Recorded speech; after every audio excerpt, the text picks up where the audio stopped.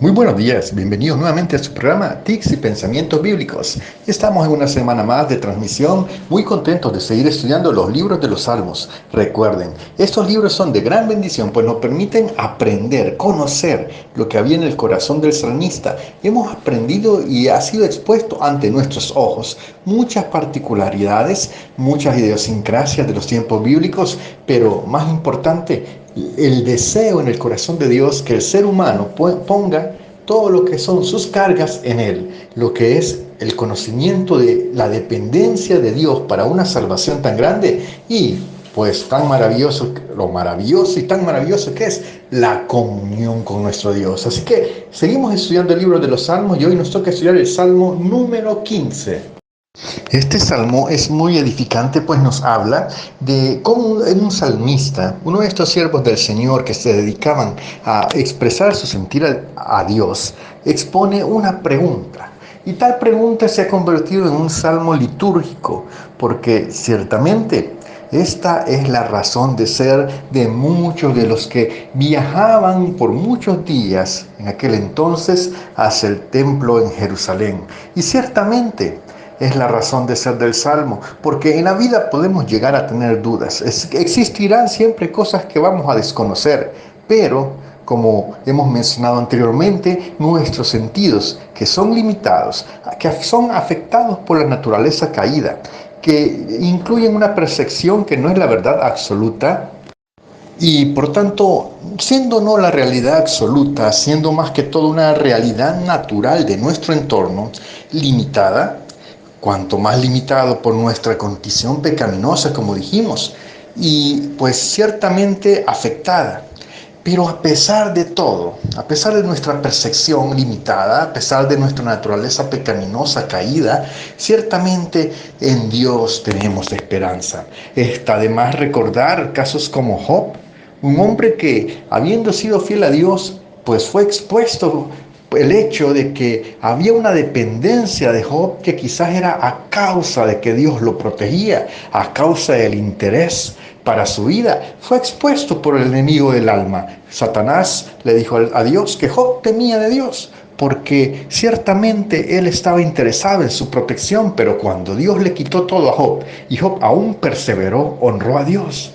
Pero vemos que este hombre que perdió todo nunca perdió su fe, aunque expuso sus sentimientos que no conocían y nunca conocieron la realidad total de lo que estaba pasando en el ambiente espiritual. Tenemos el caso de José, un hombre que fue traicionado, falsamente acusado, encarcelado, que no conocía los planes de Dios y ante tanto problema bien pudo haber renegado, bien pudo haber perdido su rumbo, bien pudo haber perdido ese sueño y esa fe, pero no lo hizo. También tenemos el caso de Abraham, un hombre que ciertamente fue llamado por Dios a dejar su zona de confort, a dejar su comodidad, y Dios vino y lo honró porque él tomó la determinación de por fe dejar a su tierra y su parentela. Tenemos el caso que este hombre, luego de dejar su tierra y su parentela y esperar por años la promesa de Dios, que habría de bendecir su descendencia como las estrellas del cielo, cuando al fin recibió esa promesa en su hijo Isaac, Dios le pide, ven y sacrifícame al niño. Él no cuestionó a Dios, no se preguntó por qué Dios estaría pidiendo algo así. Él simplemente le dijo un día a su esposa, a sus criados, me voy a ir con el niño, vamos a ir y vamos a adorar a Dios. Y con su obediencia, él glorificó, honró y adoró a Dios. Y ciertamente fue pionero en esto tan incomprensible muchas veces como es el camino de la fe.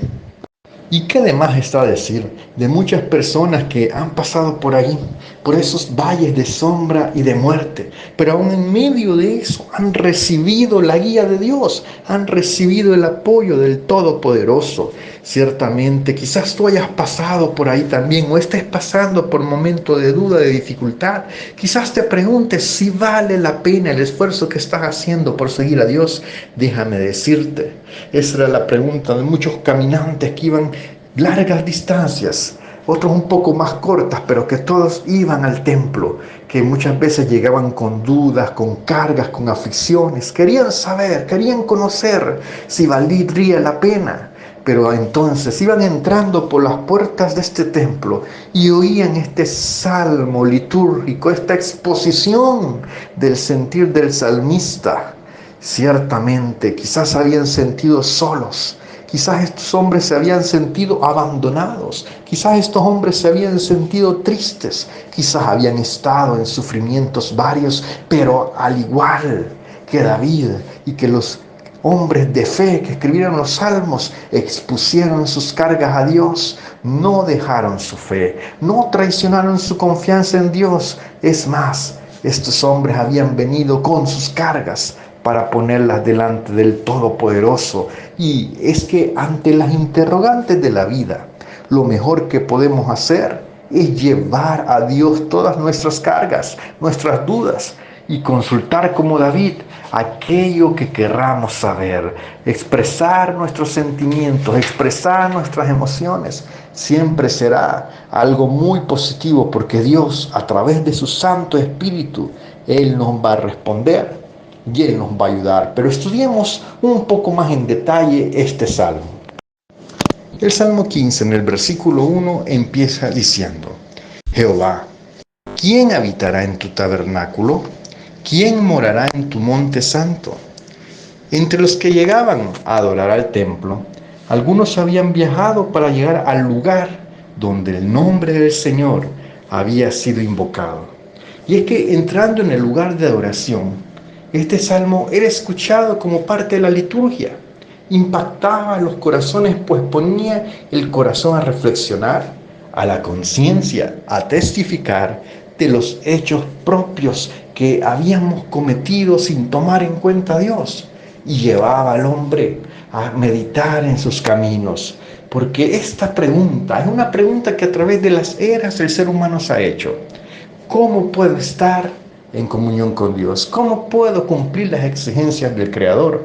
Para ello, en ocasiones se han creado incluso religiones, denominaciones, pero ciertamente en este salmo el salmista expone algunas reglas básicas, algunas cosas necesarias para el que quiere buscar la comunión con Dios. En este salmo el salmista dice y hace ver que un elemento indiscutiblemente importante es considerar entre los atributos de Dios que Dios es un Dios santo. La santidad de Dios, que santifica el lugar donde Dios habita, era algo a tomar en cuenta.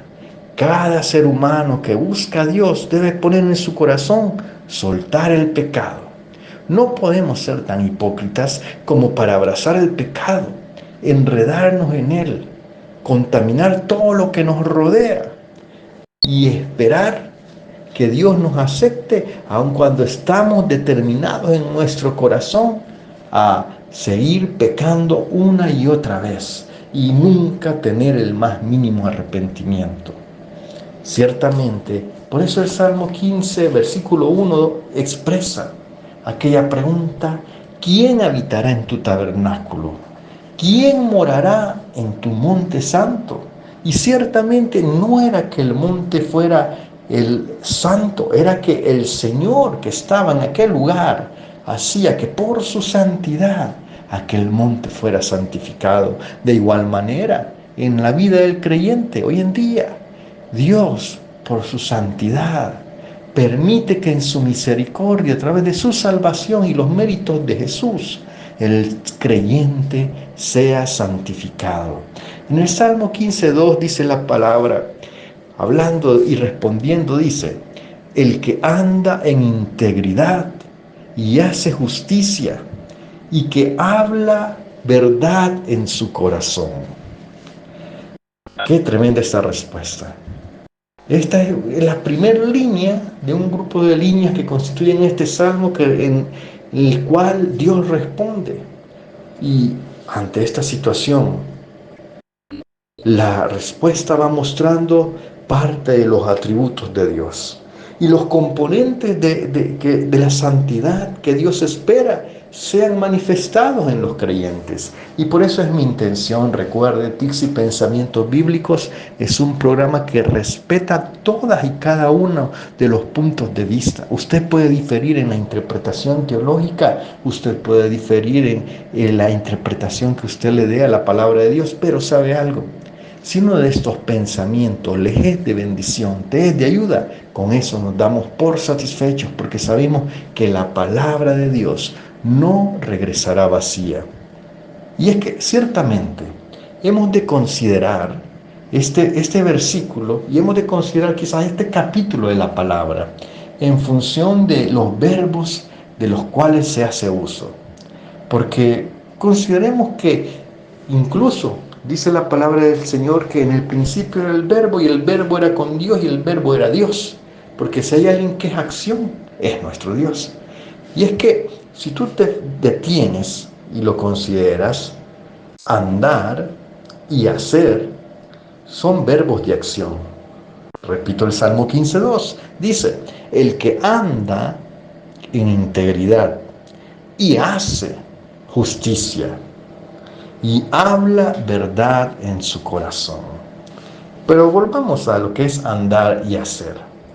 Esto nos muestra que estos verbos son productos de la voluntad del individuo, es decir, son decisiones. Las personas, los seres humanos, hemos de tomar la decisión de andar o no andar en integridad.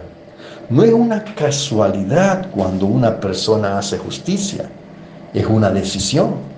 Hablemos un poco de la integridad. ¿Qué es la integridad? La integridad es un valor fundamental que se refiere a la cualidad de ser honesto y tener fuertes principios morales. Una persona íntegra actúa de manera coherente con sus valores y principios en todas las situaciones, lo que implica ser honesto, justo y firme en sus acciones. Hablemos de honestidad. La honestidad radica en el hecho de ser sinceros y transparentes en lo que hacemos y en las palabras que decimos. Es decir, mantener una firmeza. Pero la firmeza en sí misma es mantener una constancia entre lo que se piensa, lo que se dice y lo que se hace. Porque eso es lo que va generando esa integridad. Cuando nos conducimos con honestidad, pero también hay una coherencia, hay una firmeza, una constancia entre lo que pensamos, lo que decimos, que pensamos y lo que hacemos, que es producto de aquello que predicamos. Entonces, ciertamente va a ser dudosa la afirmación de alguien que se dice ser íntegro, que habla sobre ayudar al prójimo, pero no ayuda a nadie. Ciertamente, sus hechos no van a la par de sus palabras y por ende no van a la par de lo que dice pensar. Y es aquí donde otro elemento de la integridad es la coherencia.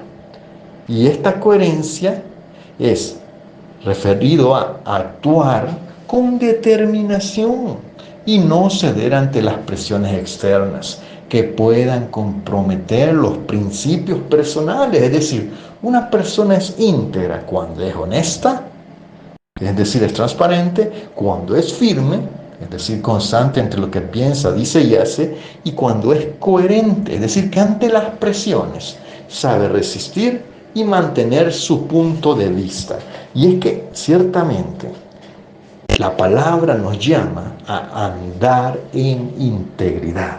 Veámoslo, es un verbo de acción, no es un verbo de opción. Dios no le está consultando al ser humano, Dios le está mandando, le está diciendo, actúa, condúcete con integridad, sé transparente, coherente con lo que dices, piensas y haces y sabe resistir las presiones de los grupos. ¿Cuántos de nosotros ante las presiones nos derrumbamos? Ante las amenazas cambiamos nuestro proceder. Es decir, hay principios que no abrazamos lo suficientemente fuerte. ¿Y cómo se aplica la integridad? Es una pregunta que alguien habrá hecho. Como aquel que preguntó, ¿y quién es mi prójimo? Bueno, démonos un tiempo para responder cómo aplicamos la integridad con alguno que otro ejemplo. Voy a alguna que otra área o aspecto de la vida en que podemos aplicarla. Empecemos por lo personal. Cuando mantenemos la coherencia, hablando de lo personal, entre los valores personales y las acciones diarias, por ejemplo, cuando tú admites un error en algún punto donde tú te desenvuelves en tu lugar de estudios, hay un error y pues tú lo admites que tú lo cometiste, oye, tú muestras integridad personal. O cuando tú vienes y muestras integridad profesional porque estás en un lugar de trabajo y tú actúas de manera ética. Es decir, tú puedes hacer como hacen todos que roban en algún punto, dijo alguien, o puede ser distinto y tener a todos de enemigos porque tú no actúas como los demás. Entonces, cuando tú no practicas cosas deshonestas o corruptas, tú estás siendo íntegro, pues tú puedes ser íntegro también en lo social.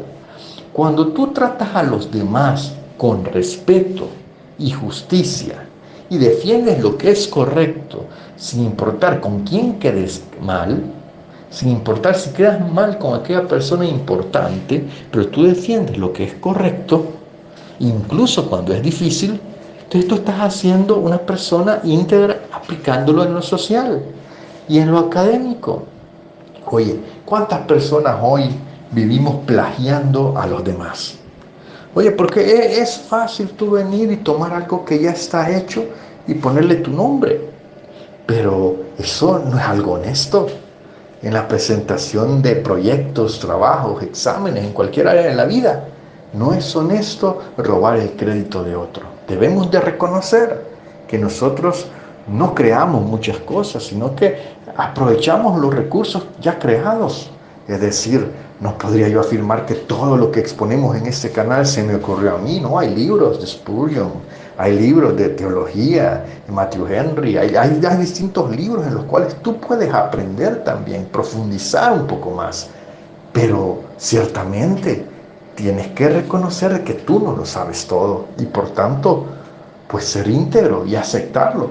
Y es que la integridad, si tú te fijas, va muy ligado a la justicia. Porque tú tienes acá que el Señor te dice, el que anda en integridad y hace justicia. Y ahora, ¿qué es la justicia?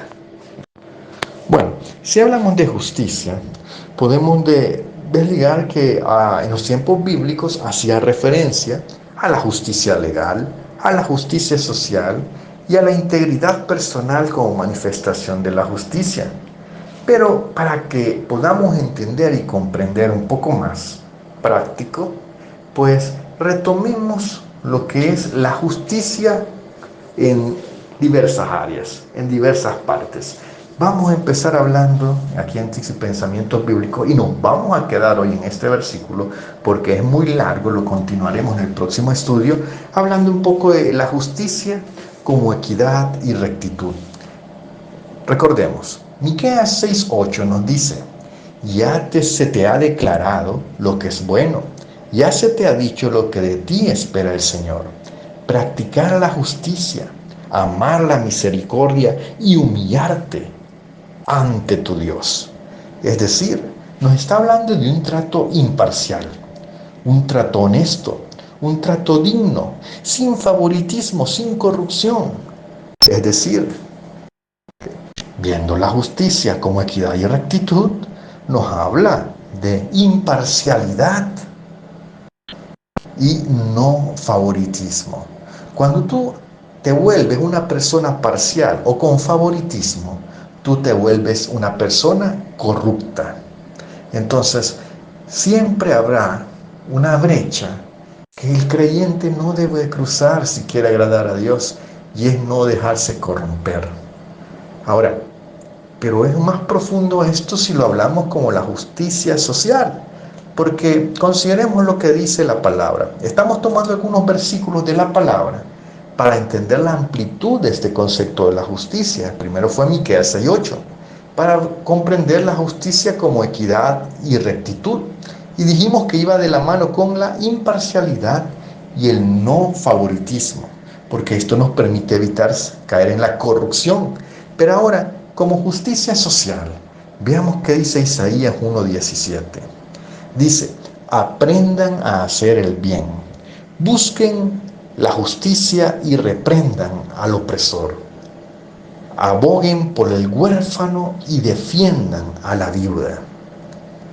Veamos acá 4 verbos, solamente consideremos estos 4 verbos.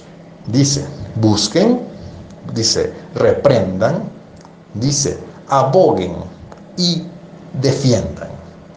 Isaías 1:17 dice, aprendan a hacer el bien, busquen la justicia y reprendan al opresor, aboguen por el huérfano y defiendan a la viuda. Es responsabilidad del creyente en lo social proteger y ayudar a quienes son oprimidos y marginados.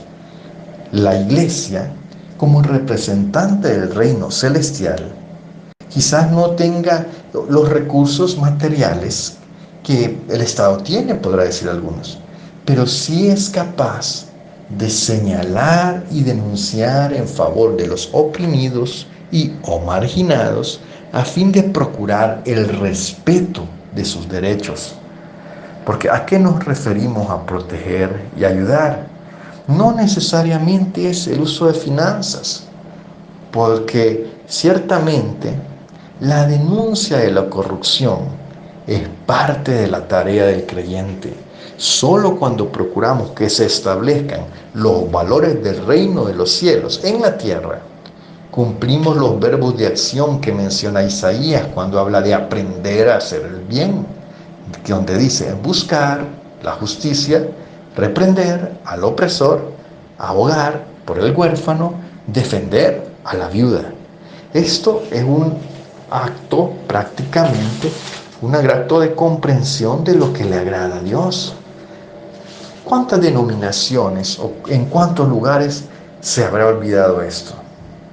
Porque ciertamente la justicia es parte del carácter de Dios. Y consideremos la justicia así, como parte del carácter de Dios. Y vamos a llegar a ver lo que dice Deuteronomio 32:4. Dice la palabra de Dios, Él es la roca, sus obras son perfectas y todos sus caminos justos. Dios es fiel, no practica la injusticia, Él es recto y justo. Bueno, el ser humano es cual sus obras, porque son nuestros hechos los que al fin testifican de cómo somos en realidad. Cuando vemos en la Biblia el libro de los Hechos de los Apóstoles, no se llama las intenciones de los apóstoles, no se llama las motivaciones de los apóstoles, se llama los hechos de los apóstoles. No hay una sola área en la que el Señor no sea justo. Todos sus caminos son justos. Dios es fiel y es claro, el único en el que el ser humano puede confiar. Oye, tal vez tu problema ha sido que has confiado en los hombres, cuando la Biblia dice que el hombre que confía en el hombre va a recibir maldición, porque ciertamente en quien debemos de tener nuestra confianza es en Dios. Dios no practica la injusticia, es decir, no podemos esperar que Dios nos apoye si empezamos a actuar a favor de lo que es injusto. Porque también Dios es fiel. Él no comete injusticias. Él es recto y justo. Imitar a Dios en hacer justicia es, por tanto, reflejar su carácter en nuestras vidas. Y ciertamente, qué tremendo es todo lo que implica hacer justicia. Porque ciertamente es una gran comprensión la que el ser humano llega a tener cuando aprende de esto. Recordemos lo que dice Zacarías. Cuando habla de la justicia, lo une a la misericordia, pues a Dios. Lo ve que hay una estrecha relación entre estos aspectos. Zacarías 7, versículos 9 y 10 dicen: Así dice el Señor Todopoderoso: juzguen con verdadera justicia, muestren amor y compasión los unos por los otros. No opriman a las viudas, ni a los huérfanos, ni a los extranjeros, ni a los pobres. No maquinen el mal en su corazón los unos contra los otros. Qué expresión más poderosa la de Zacarías, porque relaciona desde el punto de vista de Dios la justicia y la misericordia, elementos no contradictorios, pero sí aplicables juntos. Y es que analicemos los versículos de este texto. Algunos verbos. Dice: así dice el Señor Todopoderoso. Es decir, no hay cuestionamiento de dónde viene esta opinión, porque decir, el verbo, se expresa y se aplica.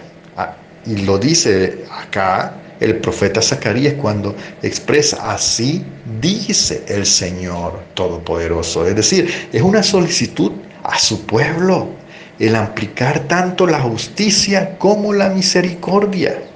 Y se usan 4 verbos no discutibles con la entonación que se está utilizando. Fíjate bien, son 4 verbos, te los diré. Es cuando dice juzguen, cuando dice muestren, cuando dice no opriman y no maquinen. Es decir, estos son 4 elementos solicitados por Dios. Y ahora bien, hablemos de lo que es juzgar. Nuestra responsabilidad de juzgar es algo que Dios da por hecho. Por tanto, su énfasis reside en la aplicación de la justicia que vamos a ejercitar. Recordemos el otro verbo, mostrar. Dice la palabra: muestren amor y compasión los unos por los otros. Ahora, por ser creados conforme a su imagen y semejanza, tenemos sentimientos, siendo el amor y compasión alguna de las máximas expresiones sentimentales que el ser humano puede tener, máximas expresiones emocionales también. Pues nosotros debemos demostrar cómo el reino de los cielos se acerca cuando lo expresamos, porque vamos a expresarlo a través de combinar la justicia, el amor y la compasión por los demás. No es posible hablar que el reino de los cielos se acerca y no dejarlo ver a través del amor y compasión para los demás.